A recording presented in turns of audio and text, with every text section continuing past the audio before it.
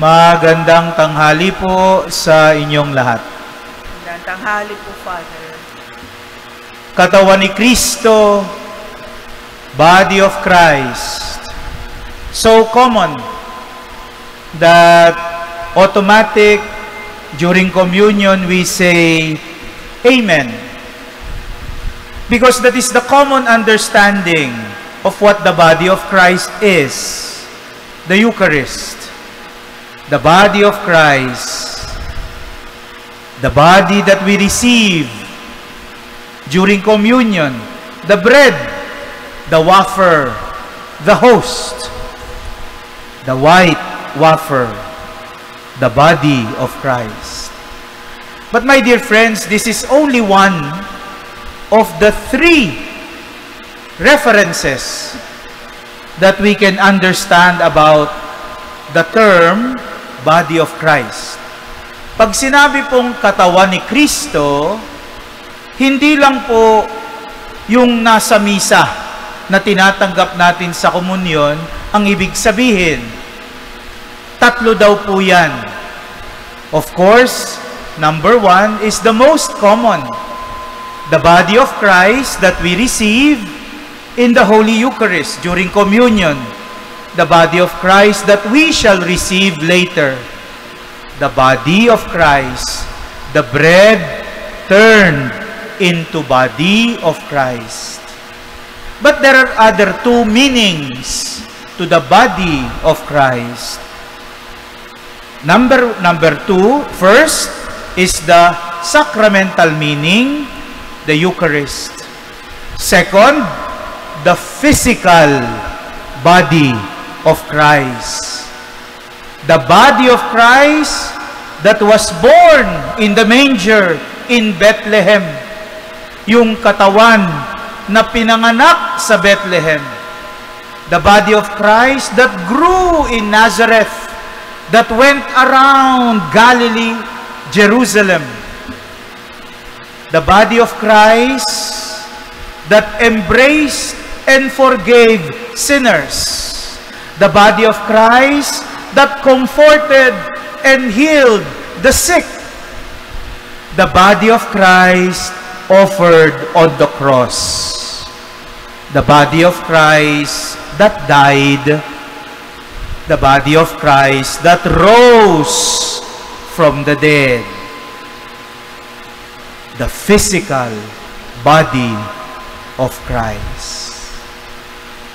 But number three, there is another meaning for body of Christ given to us by St. Paul when he said, we are the body of Christ. Tayo ang katawan ni Kristo. Siya ang ulo, tayo ang mga bahagi ng kanyang katawan. You and I, we are the body of Christ.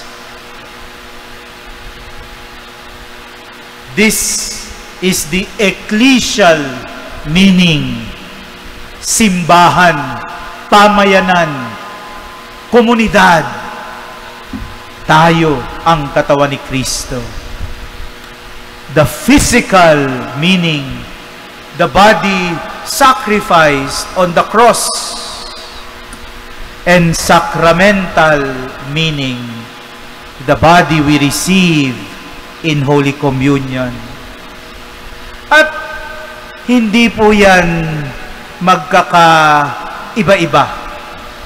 Magkakaugnay-ugnay po yan.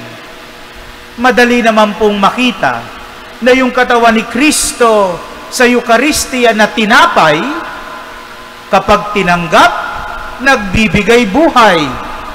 Kasi nga tinapay. Kasi nga pagkain. It's easy to understand that Holy Communion is receiving life from Jesus, nourishment from Jesus that must bear fruit.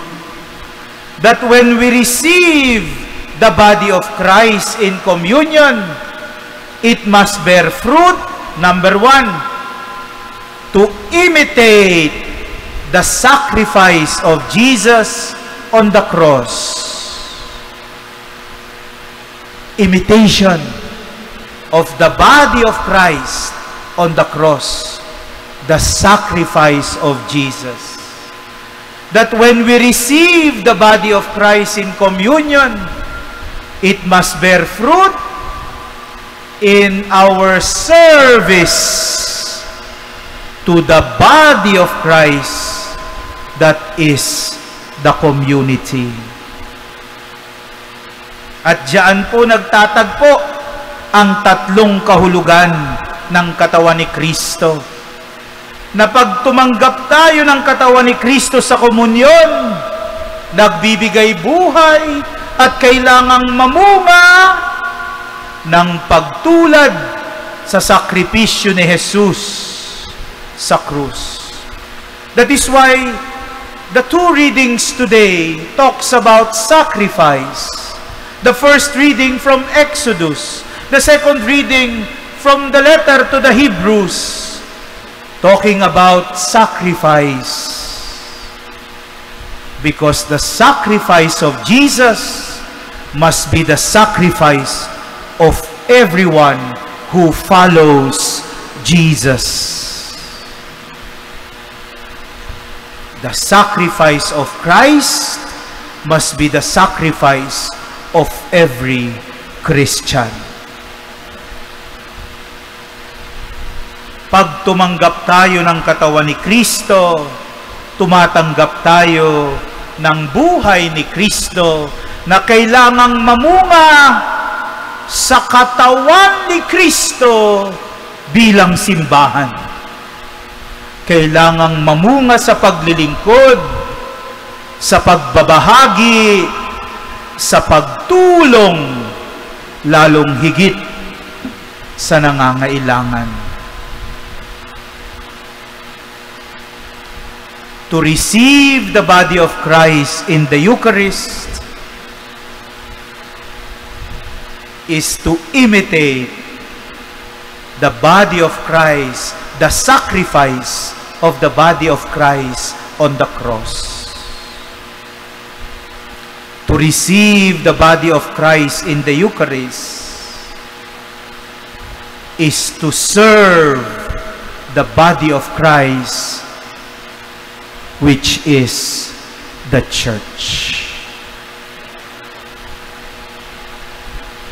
Huwag po nating isipin na pagkatapos nating tumanggap ng komunyon sa loob ng simbahan, tapos na.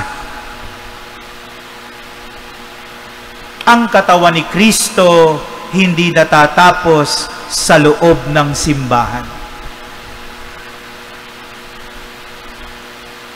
Kailangan mamunga ng pagtulad kay Kristo at paglilingkod sa kapwa. Only then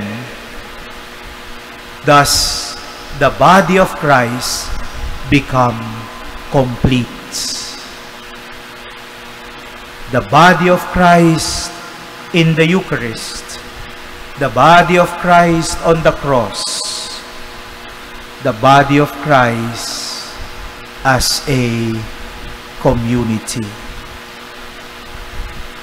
This is what we celebrate today. Yes, we focus on the bread of life. We focus on the Eucharist. Yes, we focus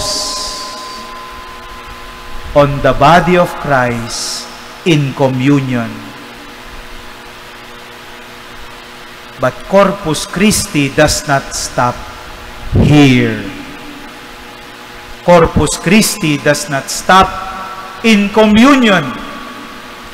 Corpus Christi must lead us to the sacrifice of the cross and to the service of the community that builds up the church. That is the complete Corpus Christi. Amen.